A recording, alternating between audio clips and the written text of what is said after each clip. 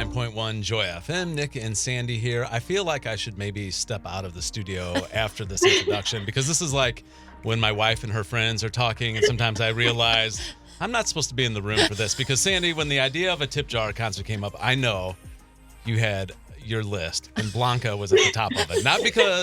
Not just because you love her music, but because you love her as a person. True. And I back you up on both of those things, yet I feel like I might have to step out at some point. Blanca, hi. Hi, guys. He's not just talking empty words there. No. You're one of our favorites. We tell you this every time. But now the line has grown. You came in for the last Sofa show, and my goodness, now the line of your fan club here in St. Louis has grown quite a bit. You know we love you here. I love you guys. And we'll let you stay in the room. It's okay. All right, thank you.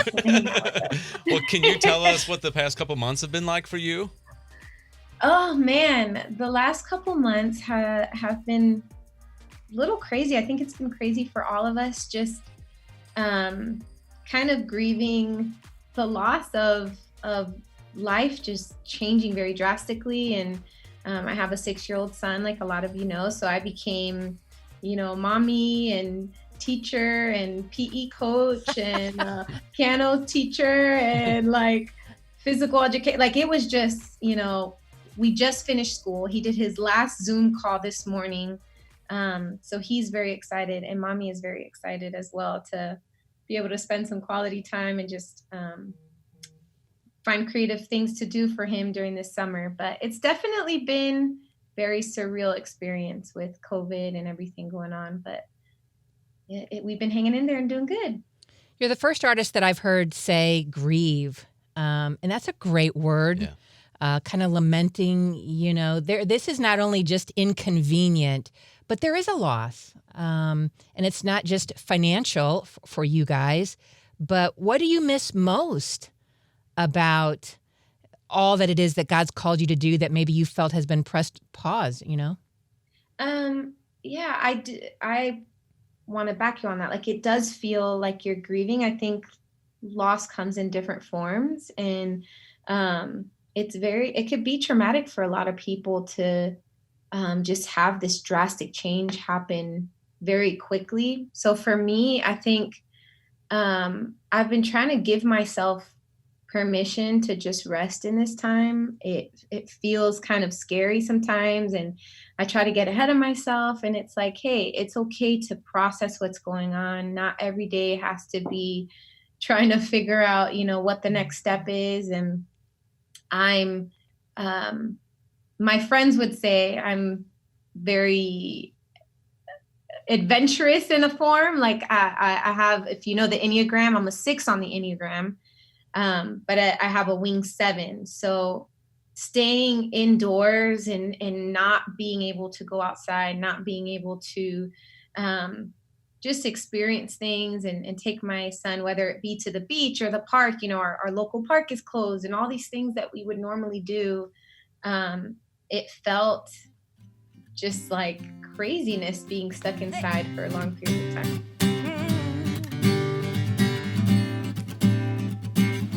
Listen, another voice, another choice to listen to words somebody said. Another day, I'll replay one too many doubts inside my head. Am I strong, beautiful? Am I good enough? Do I belong after all that I've said and done? Is it real when I feel I don't measure up? Am I loved? Yeah. I'm running to the one who knows me, who made every part of me in his hands. I'm holding to the one who holds me, 'cause I know whose I am, I know who I am. I am sure I am yours.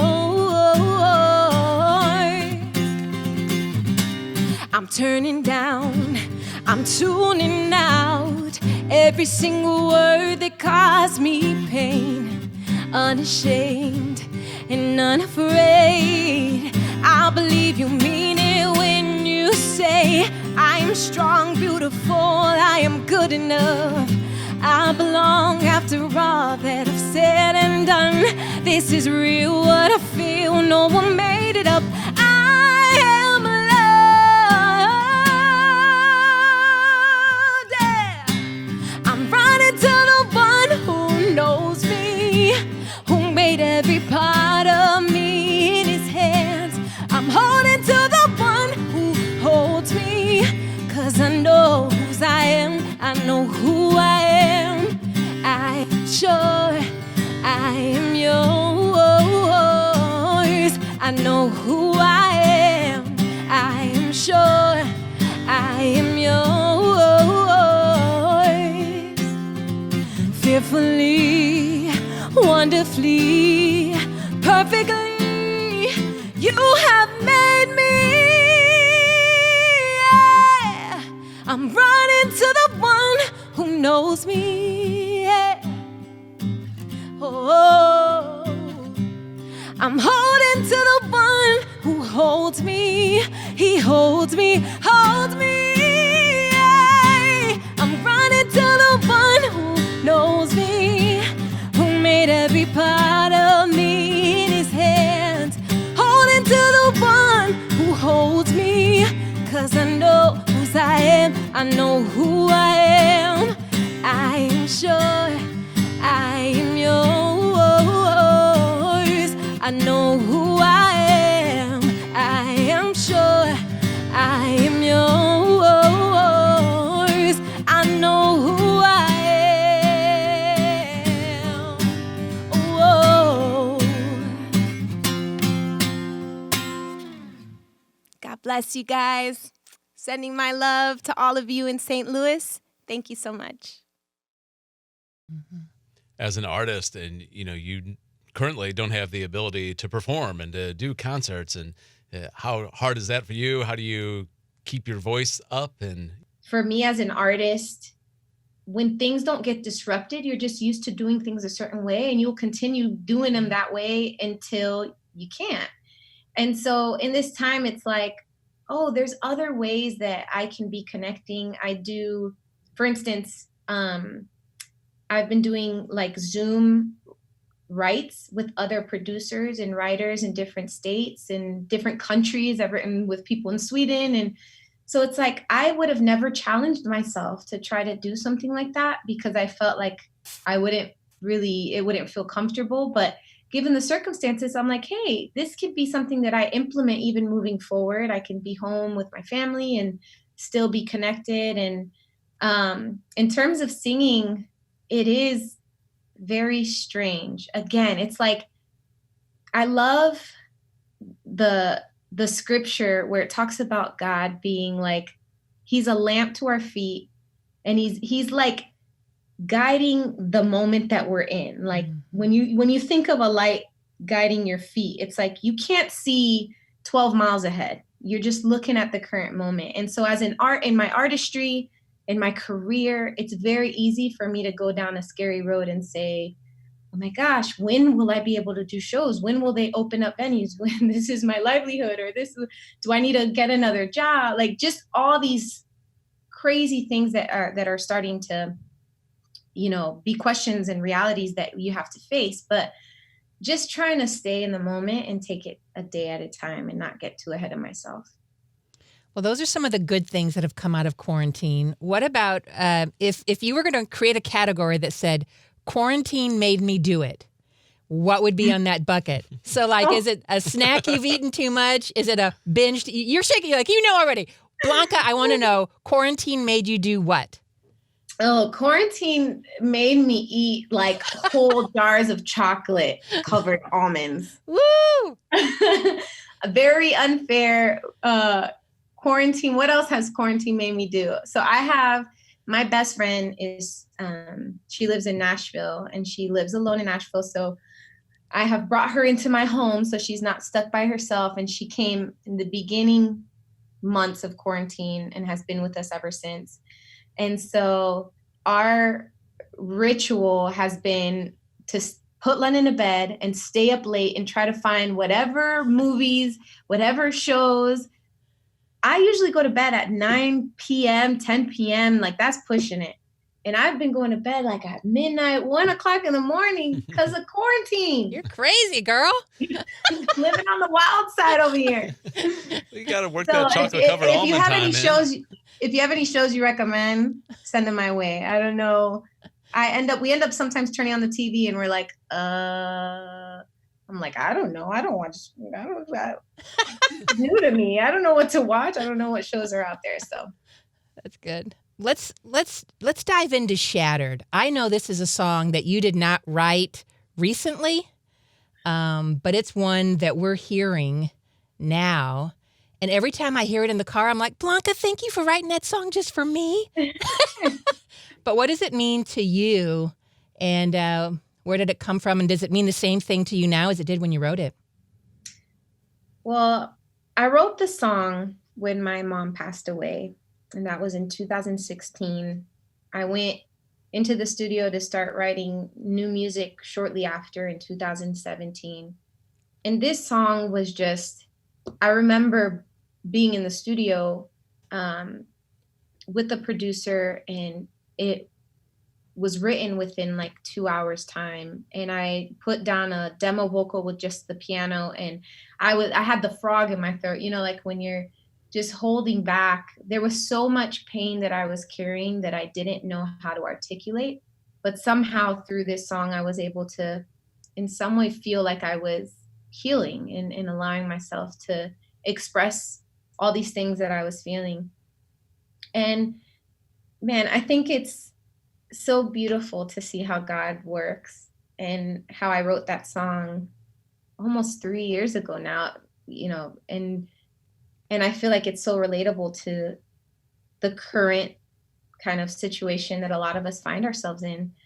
Even for myself, I'm like, I wrote that song and I'm like, okay, it was for this time in my life and it helped me kind of heal through this time. But it's been so crazy to see, even singing it live before COVID started happening, and just picking up these lyrics and taking them for myself in new ways with things that I was kind of battling at that season in my life.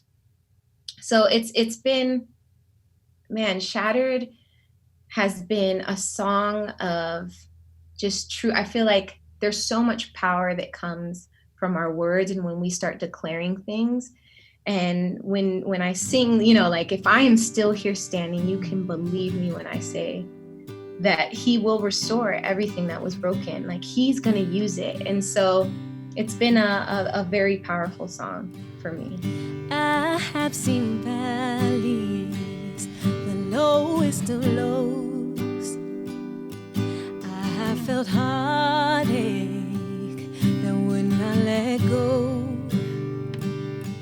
I have been shaken deep in my soul. I have been broken more than you know. But here I am still standing, so believe me when I say, if you're shattered, every piece of you that's on the floor, he can restore. And after, you'll be even stronger than before. He can restore what shattered.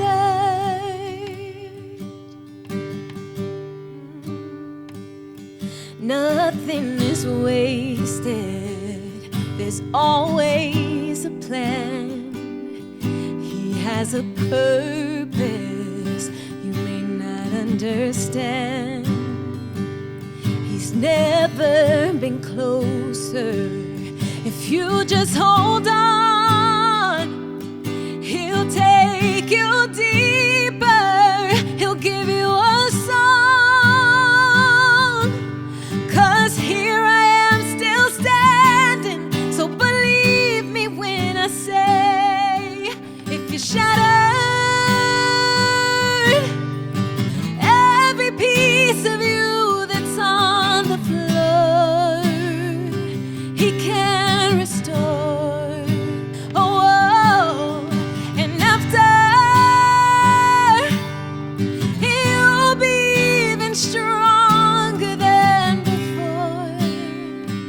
He can restore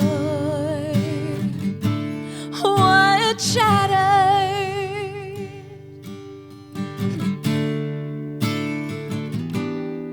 Yeah.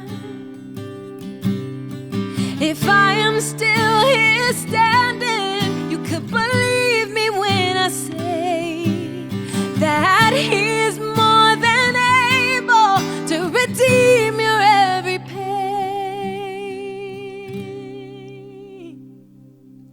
If you're shattered, every piece of you that's on the floor, He can restore. And after,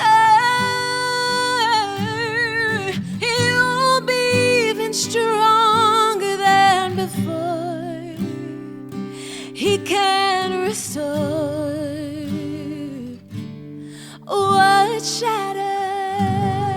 I think the past couple months, we all have those days where we kind of hit the wall. And so thank you for giving us a song and an anthem to kind of remind us, even when we're there, it's not forever. And then we'll get past that. Amen.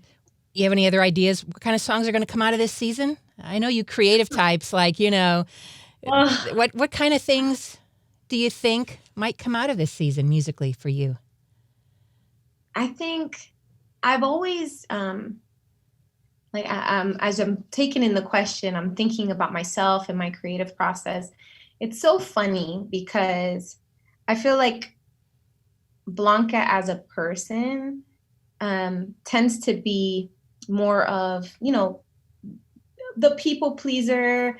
I don't like conflict. I don't ever want to offend or hurt anyone. And it's kind of like, those are things that I have to work through. But then through music, I feel like it's an ability for me to have honest and real conversations. And it's an outlet for me to kind of be able to express myself. And so I think as I start writing new music now, and I'm preparing to hopefully have an album out soon, soon as in maybe by the end of this year, or Yes. soon in in records time is like, it's a process. But I'm just hoping to be more honest and just talk about things that have been either struggles or stories that I've heard, or just taking all these questions that I find myself in my faith going through, and being able to bring restoration and healing and encouragement to people that get to hear the songs and listen to the music. Well, this is Tip Jar Day on Joy FM. And again, thank you for being a part of it, Blanca.